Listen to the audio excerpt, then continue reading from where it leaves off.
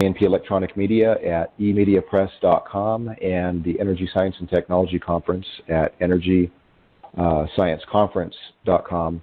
And we also have a new website, which is vril.io. That's spelled vril.io, and that's a new site where we're going to have more of the physical products. So far, there's just a little Bedini RPX sideband generator and the Lakovsky multi-wave oscillators.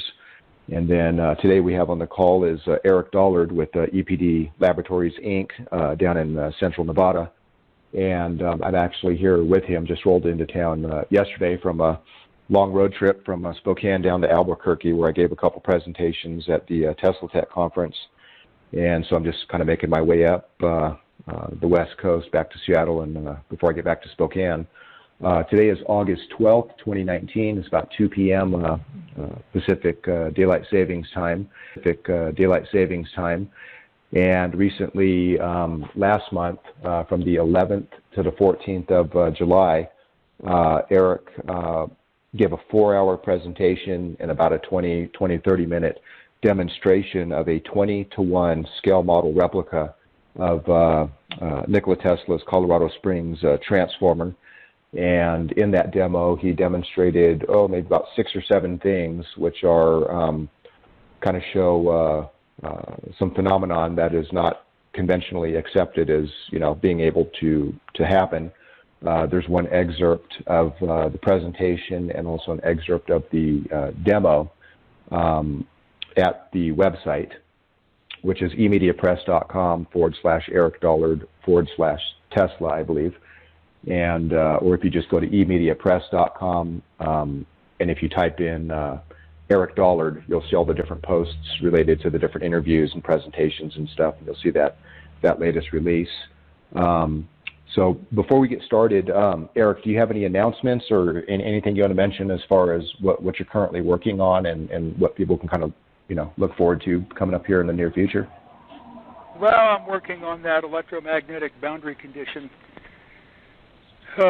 chapter or book or whatever. It's got the drawings on the website, so there's one notebook that's complete on that's yet to be transcribed, but I think it may be made available on the website, as is to accommodate the drawings. That's pretty much the main project right now, and I think that will be next year's presentation, which will be entitled The Heaviside Telegraph Equation.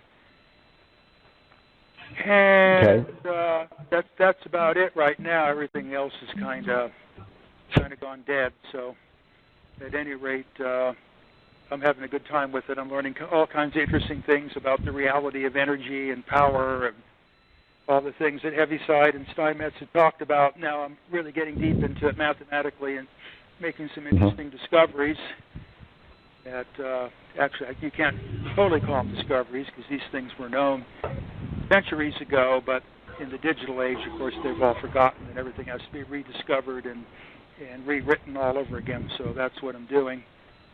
As far as the conference goes, there also was the presentation on the electrodynamic seismic forecasting, which kind of was more of a grand tragedy than anything else, showing what I had built that all got destroyed. But I think the presentation made it pretty clear that the seismic forecasting is an engineering reality, and these academians and physicists and seismologists are really doing everything they can to prevent anybody from knowing about this stuff. In fact, it's become so rampant that you can't even get a lot of the scientific information you need to do things with off the radio anymore. They're pulling everything off the air, or adding deliberate distortion, or fudging the data to make it match climate change. And so welcome to 1956 Soviet Union science reality here in America.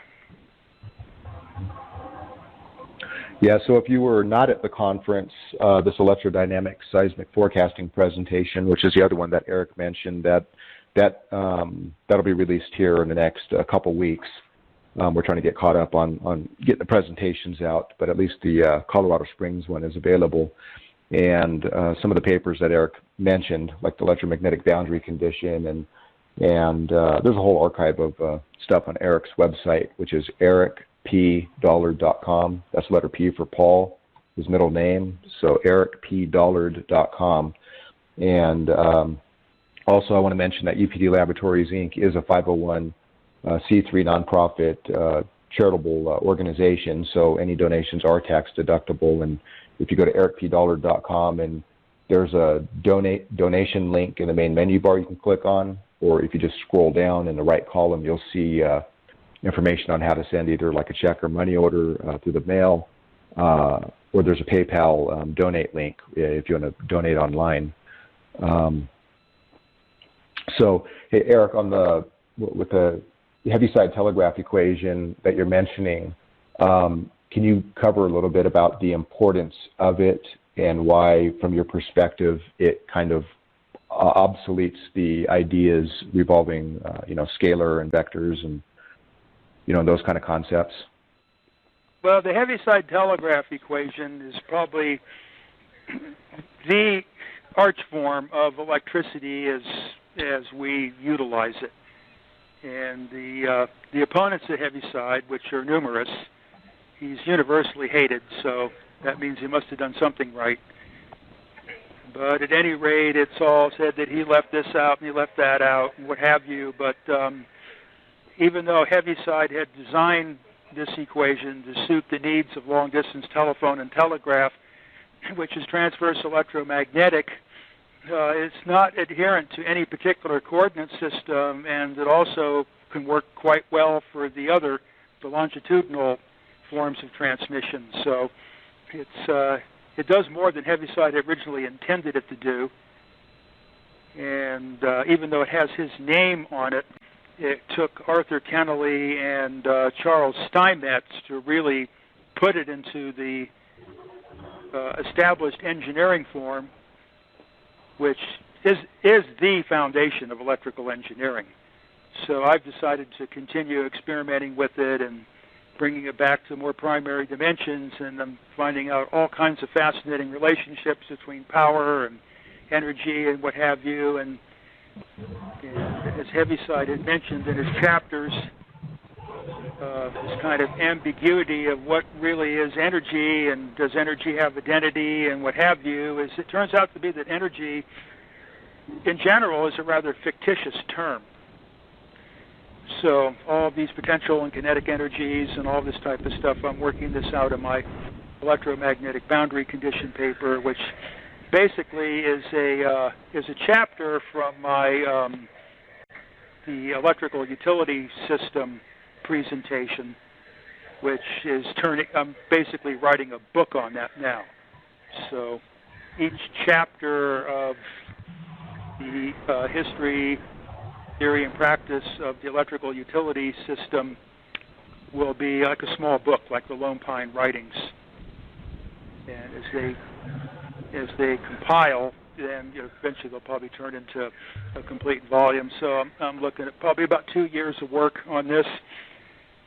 So that's what I'm engaged in now. Mainly is my, something to give me something to do, because everything else is kind of turned into a dead horse. So I need something that I can do sitting in the front seat of my car, and it serves that purpose. Okay. Let's see. I guess we can go ahead and open up for some questions regarding the Colorado Springs presentation and/or demonstration. Yeah. Okay. Yeah. Go for it. I was wondering, can this thing be flattened or conicalized? And also, could you have like a primary in the center and a secondary going in and out, and extra coil on the outside and inside to make it, just to play with? No, you can't change it. It was designed specifically to do what it did in the way that it does it. If you change anything around, it won't work. Yeah, so you wouldn't change I'm just wondering. Well, if you're going to build a scale model replica in order to, analyze something, you cannot make arbitrary changes. Yeah, I wasn't talking about making it exactly the same. I just wondered, with Tesla's alleged conical coils, or was he even doing that? The conical coil didn't work. That's why he dropped that.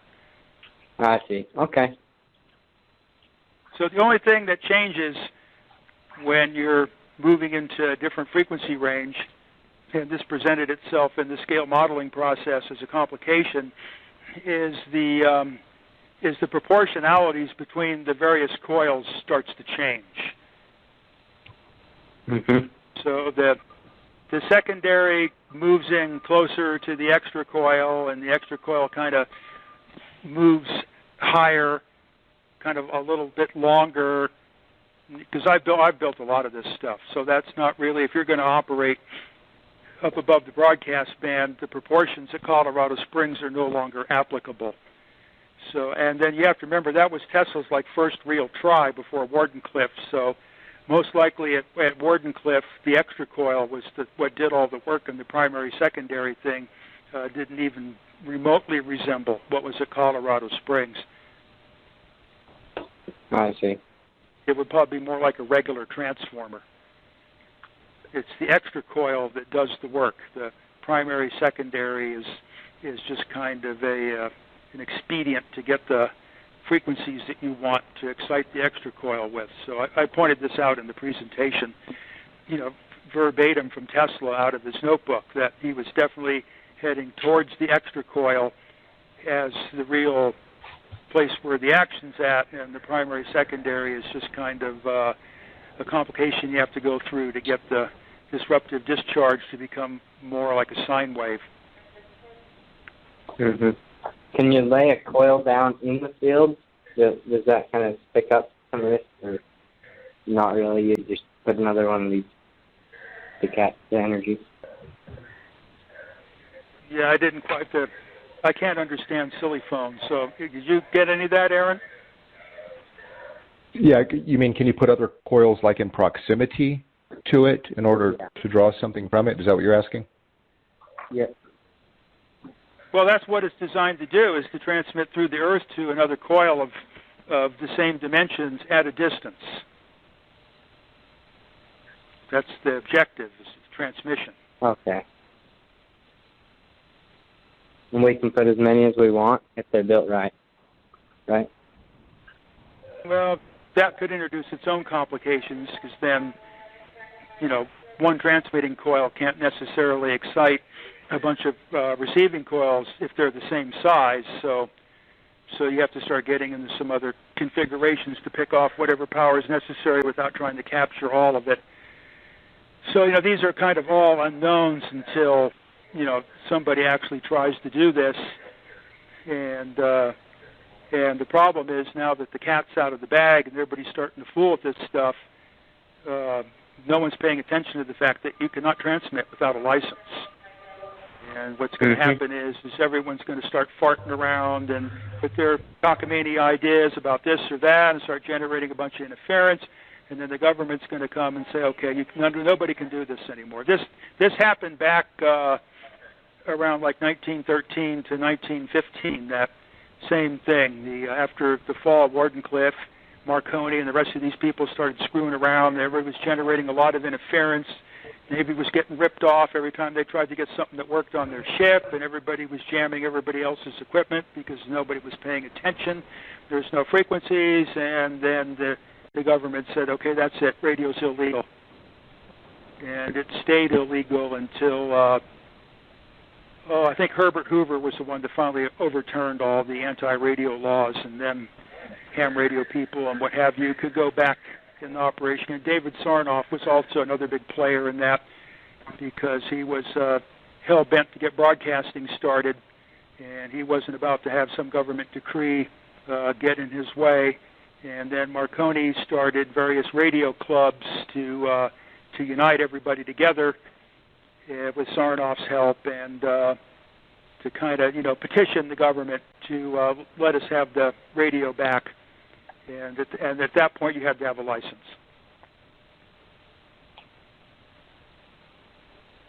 Okay. That's probably all I had for questions. Thanks. Eric, I have a question about your 20 to 1 coil there. I was very impressed with the demonstration you showed of using it to modulate audio, and that was all real good. I've made spark gap coils, solid state coils, vacuum tube Tesla coils. I've made all of them. And I didn't get a chance to look at your configuration that you had there. The demonstration coil that you had, what was it? What kind of was it? A spark gap coil, your main oscillating circuit, or was it solid state, or how were you doing that? That's all external. It can be anything you want to put into it. So, in this case, it was a ham radio transmitter that had been modified to go down to the broadcast band. And there was no plate modulator or anything else to really superimpose the music on it properly. So it was basically just it was a low-level modulation. So it kind of showed you a bit of the music thing, but it's nothing like what I've done in the past with full power modulators, where the music actually leaps out into space and the noise is almost deafening. But that takes about 2 or 3 racks of equipment, about 5,000 watts of electricity to do that. So I've got these AM transmitters here for that purpose, but no money has been forthcoming to get them connected or any of that. So they're basically just here as museum pieces right now. But that's what's necessary to really get that to work right. I had perfected all that decades ago in my laboratory in Santa Barbara. And a lot of the big shot audio people came to see it, and video was made of it. But as is the story of my life, is that video has disappeared, and no one will ever be able to see the absolutely mind-boggling spectacle of what I'd done there with about a 10 kilowatt vacuum tube unit, amplitude modulated. And that all basically. It was basically all embezzled and disappeared when the real estate bitch said it was time to leave. Then about $1 million laboratory went to the dump. That was episode number 3, if I remember right. No, episode number 3. I think there's been about 7 of these in my life. Landers was the last one. That was a priceless installation. Never can be duplicated again for any price. So, same thing happened. I gave a extremely important demonstration funded by Josh Reynolds in Colorado to the U.S. Psychotronics Association, showing the theory and calculation of the Tesla one-wire thing with the flat spiral coils, the ones that Mark McKay duplicated, and there is a Borderland video called Tesla's Longitudinal Electricity that shows the coils. And what the U.S. Psychotronics Association, along with the Institute of Electrical and Electronic Engineers, banned the release of that presentation, and no one has ever been able to see it, and no one can get a copy of it. No matter how much they've harassed the U.S. Psychotronics Association. The U.S. Psychotronics Association has been ordered to never provide a copy of it. In fact, there probably isn't a copy anymore. I'm sure it's been destroyed. No doubt. Wow, that's interesting. So that makes it kind of hard to go back and review any of my prior work because everything is thoroughly erased behind me by various factions that do that kind of stuff.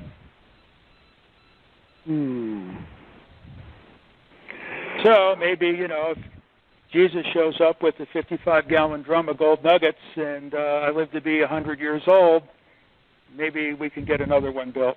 But I don't think this society is going to last another 18 months before it explodes. So any other questions? If you can hear me, can you That? expound on the null zone between the transmitter and the receiver as you showed with that 8-foot neon? Well, I'm not clear what's going on there. So it's kind of a mystery. It really shouldn't be there, but it is. And in my past experience, that's usually where you get the most interesting phenomena in a plasma discharge, is when it gets into that zone where there's not supposed to be any plasma discharge. If you get the power up high enough, then another type of discharge starts to take place in there, which is highly organic. It's almost like it's alive. And that's where I got the galaxy to appear when I first started this stuff back in my lab in Bolinas. Was in that neutral zone. So it's kind of like a, to use the physics slang, it's kind of like another dimension. And it's also, when you get these things tuned up, after a certain point, of refinement in the tuning, all of a sudden the thing starts sucking all this energy out of the power source, but there's energy nowhere for the energy to go. So energy is pouring into that other dimension, for the lack of a better phrase, and vanishing. So the law of conservation of energy no longer holds. Energy is being consumed, but there's no continuity of energy. There's no light, there's no heat, there's no work, there's no radio waves. It's gone into that neutral zone, vanishes. So if it can vanish into the neutral zone, then conceivably it could come back out. So there's a lot of interesting things that can be derived out of all this if there was the proper facilities to continue with the study, but there isn't. So it was quite an ordeal just to get that far, to get that demonstration and all that together.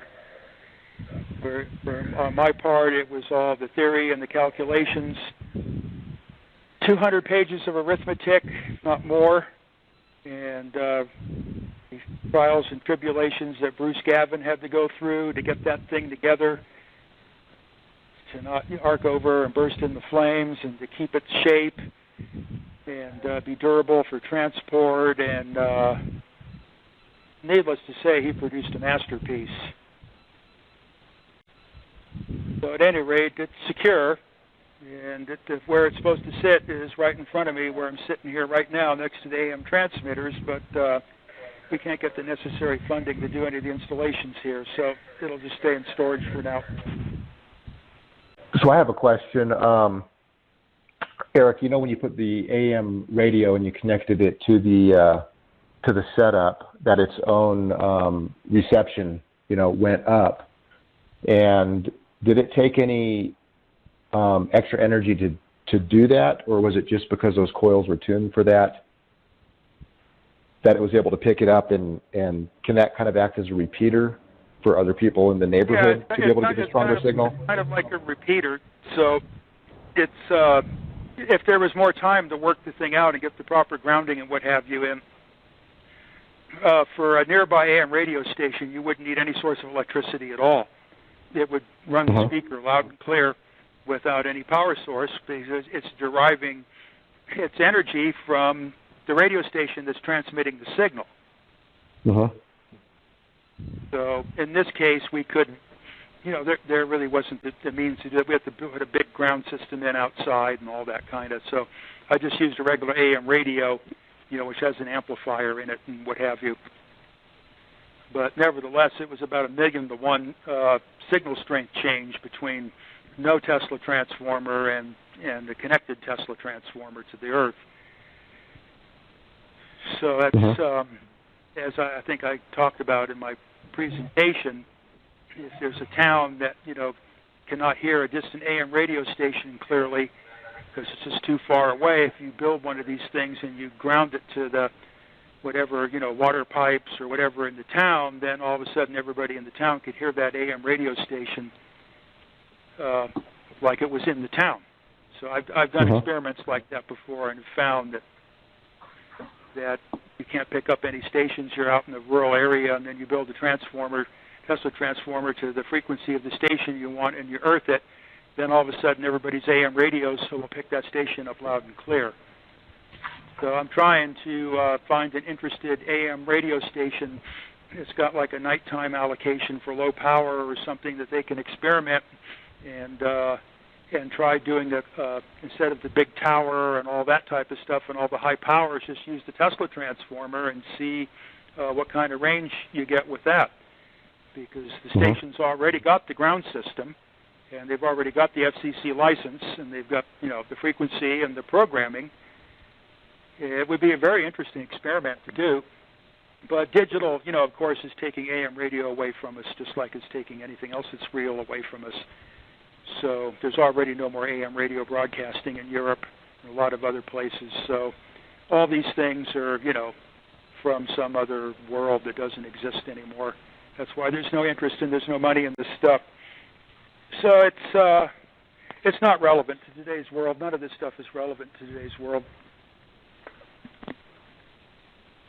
Now, before you mentioned that there's some ham radio operators who are doing some experiments and they're getting, you know, stronger transmissions over longer distances or something like that.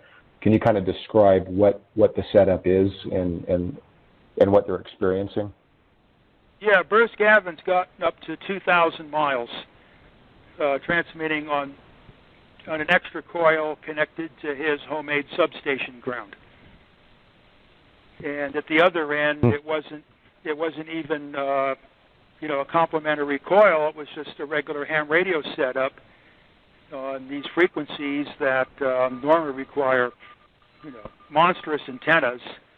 And of course, they don't believe that he's transmitting in the ground. I have, you know, the same situation in Bolinas. I would transmit down the San Andreas Fault from Bolinas down into the Los Angeles area, and these ham radio guys would go, well, what kind of antenna you got? And I go, none. And they refused to believe it because the signal was so damn strong. And there's no antenna. It was a coil sitting on a telephone pole connected to a ground system. And I think there's a couple other hams that are starting to get into this too. So before long, I think it'll find its way into the ham radio fraternity, so to speak. There'll be a percentage of them doing it, but don't expect any of the ham radio magazines or, you know, anybody to promote any of it. They'll do everything they can to pretend that it doesn't even exist. We've already, the RCA guys and I myself have experienced this long ago when we first got into this stuff. So the output of the radio system, instead of going to an antenna, is going directly to an extra coil, which is wound and tuned to that particular, to a very specific frequency? Yeah. So the two terminals from the transmitter, the active lead goes to the extra coil, and the neutral lead goes to the ground system. And so basically the extra coil takes the place of the tower that you would normally see, you know, outside the broadcasting station. The tower has been wound up into, so now rather than occupying space, it occupies counter space. And instead of consuming energy in the process, it transfers energy in the process. In other words, it sends its energy to what's receiving. It just doesn't scatter it everywhere, you know, into electromagnetic waves, but the energy has a destination. That makes it a lot more efficient.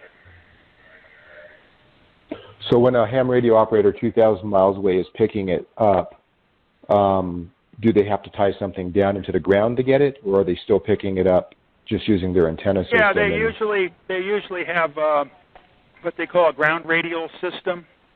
This is on one of the lower frequency medium band ham radio allocations called the 160 meter band. Yeah, the wavelengths are so long that it really is kind of not feasible for hams to put up, you know, 160-foot towers and stuff like that. So they usually have some kind of relatively short wire, and then they have a large loading coil, which basically is the extra coil, and then then they have the ground radials underneath whatever wire goes up in the air or tower or whatever, the height they can get, which is usually about 6 feet maximum. And then, so it's similar to the Tesla way of doing it, but it's kind of half and half. So if somebody has a balanced dipole antenna, ungrounded, they have a much more difficult time of picking up these signals which originate from the Tesla-type transmitter than the guys that have an unbalanced system where part of it is earthed and the other part is in the air.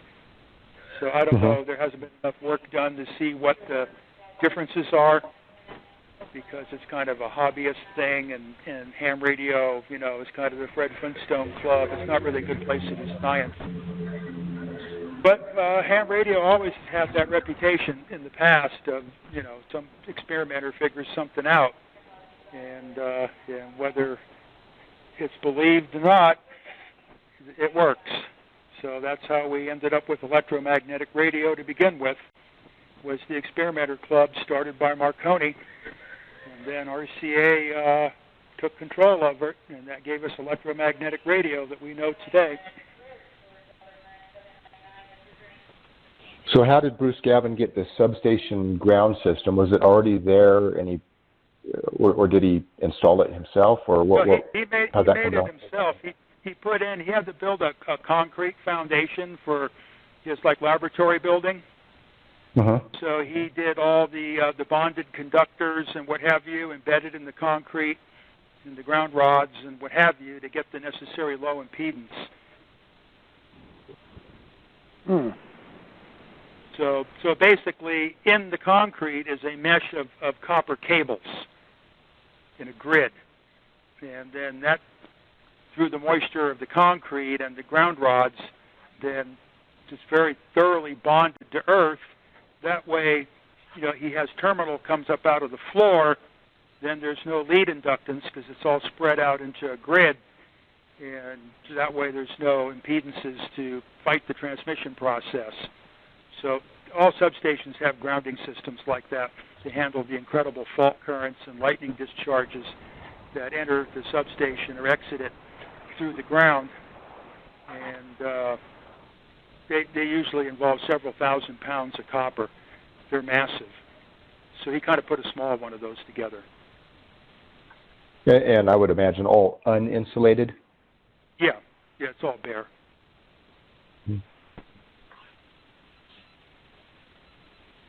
So like this ham radio approach is a challenge waiting to be put out there. I mean, it seems like a simple enough thing. This is kind of what I started off with, that Crystal Radio initiative. Yeah. First step is to see how much power can you get from your local AM radio station. And some people actually were running little toy motors and small incandescent lights. But the thing is you have to have that ground, and that is the part that's beyond most people's capability, is to get that necessary grounding. So what I got here is I got 2 tanks filled with water buried in the ground outside the building that the fire department uses to test their fire pumps. When the guy we bought the building from, he built fire trucks. So he got I guess a regular body or whatever from GM, and then he put in all the valving and gauges and pumps and all that kind of stuff. And they used the 15,000-gallon and the 35,000-gallon tanks that were left over from the old Chevrolet dealership. And so those are my ground electrode here. And that gives me a very, very intimate electrical connection with the earth, so that I have the capability to transmit into the earth if I can ever get any of that equipment together via the AM radio transmitter.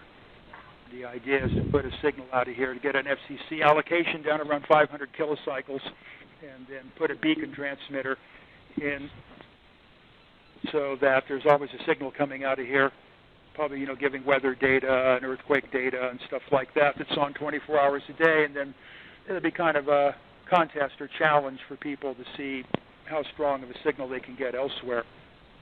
That's one of the primary objectives here, is a telluric broadcast station. Got the 3-phase power on the pull-out side, and I got the underground electrode, and I got the AM transmitters, and then the Colorado Springs coils, and that would facilitate that. So I might even try to get a special waiver from the FCC to do a one-day experimental telluric full-power AM broadcast, and do that on a contest level too, see how far it gets out. But these things really are all way, way beyond what can be done with the minimal financing that this operation has, which is next to nothing. So they're good ideas, but I don't see anything happening right now in that regard, other than just writing equations about it. Okay, let's see. Yeah, if you're in the 207 area code, go ahead and say your name and where you're from, and go ahead and ask your question. Oh, hey, my name's Nicholas Waterman, and oh yeah, well, the 207 area code, that's from Maine. I'm in North Dakota right now. I guess a question I just have, I mean, this is like hypothetical for the future. If for some reason in the future this sort of technology were to be implemented for power transmission on large scales, I guess I was just wondering what that would mean for, like, I guess employment opportunities. I mean, I guess this is kind of like a devil's advocate sort of thing to say, but like in North Dakota, there's a lot of like line workers, and I guess I'm just wondering if there could be some way that they could be like re-employed in order to implement, you know, like lossless wireless power transmission on a large scale. Well, doing power transmission on a large scale with this type of thing would be a very unadvisable thing. The problems it would cause would be insane. It's not practical. In Tesla's day, it was one thing, well, when the electrical load was a 50 candle power lamp and that was it.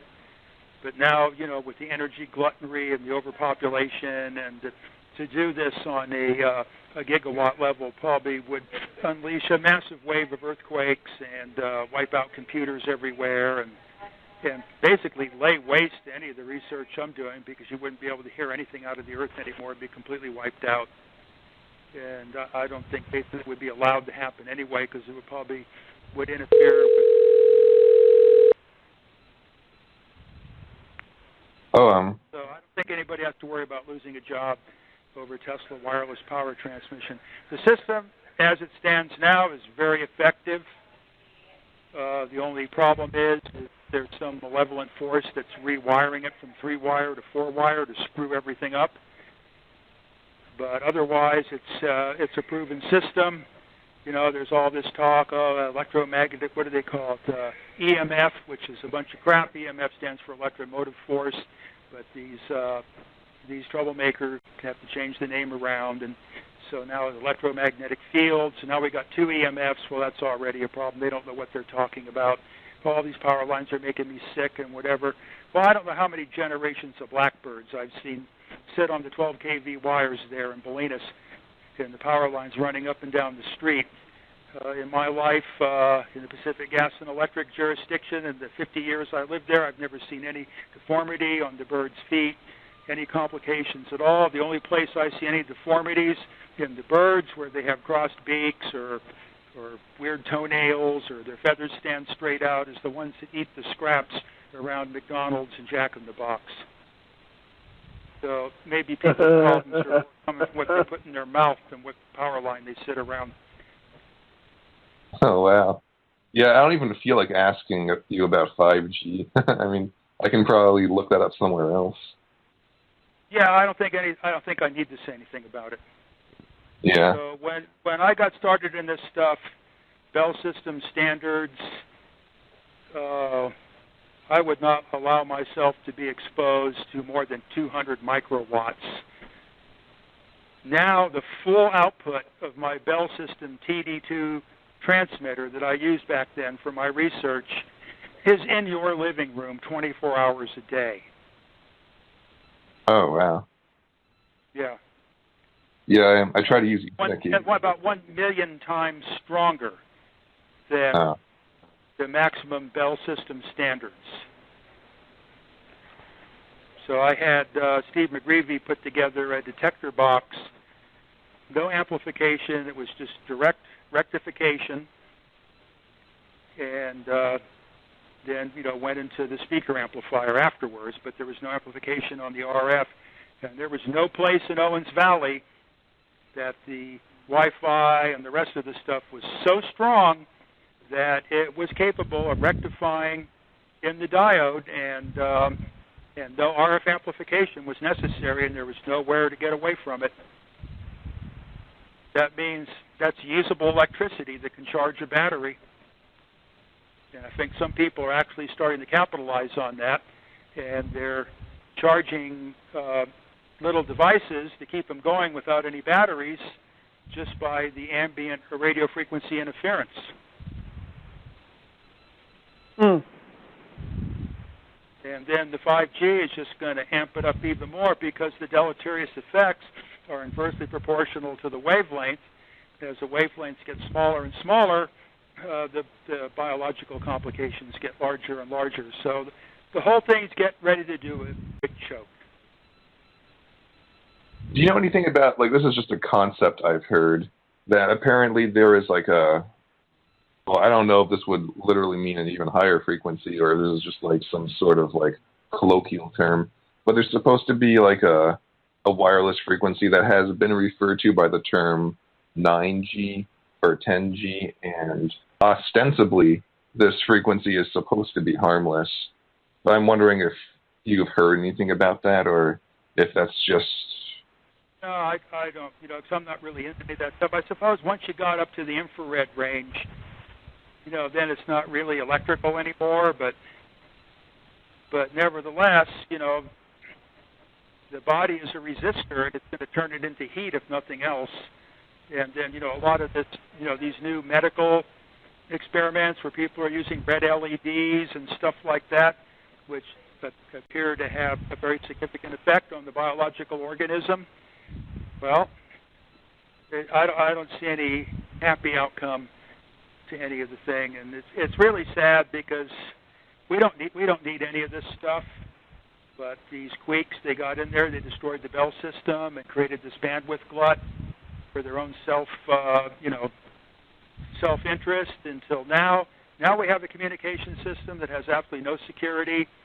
It's got a built-in artificial malevolence, and if it doesn't like you, it cuts off your communications or it manipulates it, and you don't need any of this stuff. How did we win World War II without silly phones or six-wheel pickup trucks? Can you tell me that? People were probably able to... Hey, we're not going to win World War III. Oh, jeez, yeah. I'm just glad we didn't have World War III, I don't know, sometime in 2017. Yeah, well, actually, World War III started the instant World War II ended. So what we're getting ready for now is World War IV. It just seems to be that that's what humans like to do. So at any rate, that's why, we're sending trillions of dollars to China every year. Didn't learn with Japan, did we? Oh, geez, yeah. On, modernistic stuff and lots of money, and then all of a sudden slap them with a bunch of tariffs. And then, now that you funded a nice big navy and all the rest of the stuff, and they get pissed, well, then you got a war again. People can't learn.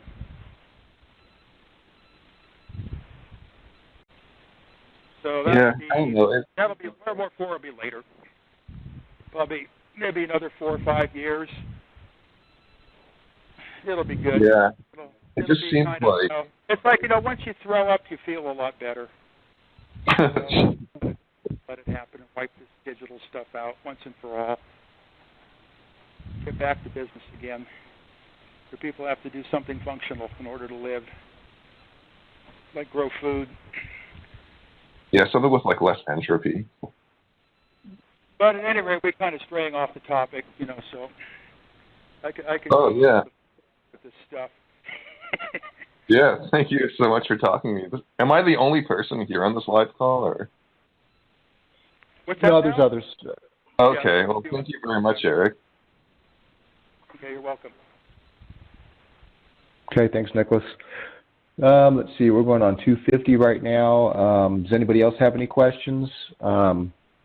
Yeah, no, Nicholas, there's not a whole lot of people on the call. That's just because of the late notice. I could only send out the notice yesterday. But let's see, if anybody does have a question, just hit, I think it's 5-star.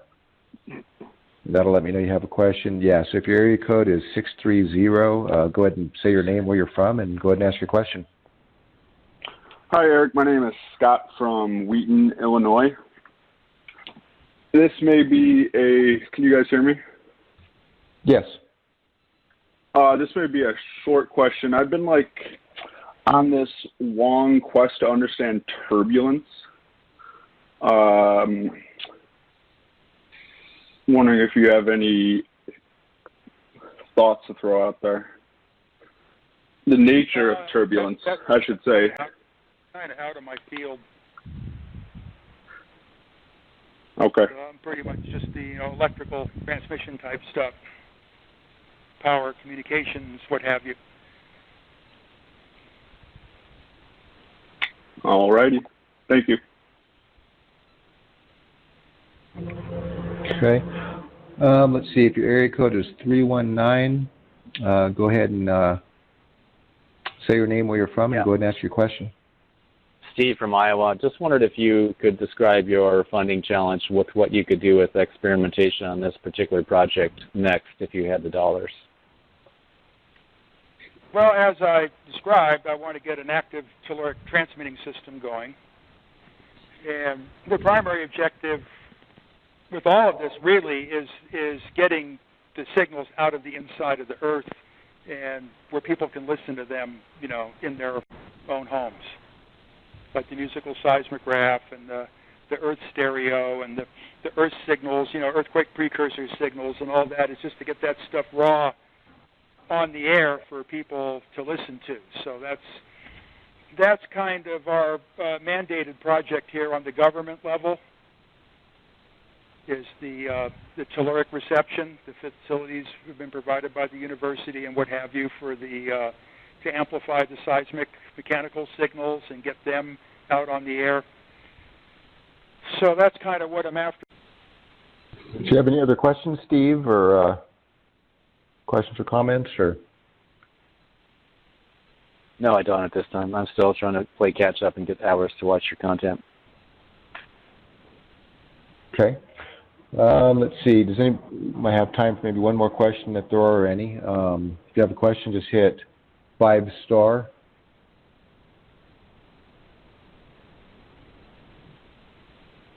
Okay. So if not, then I guess we can go ahead and wrap it up. If you do have a question while we're finishing up here, go ahead and just ask it.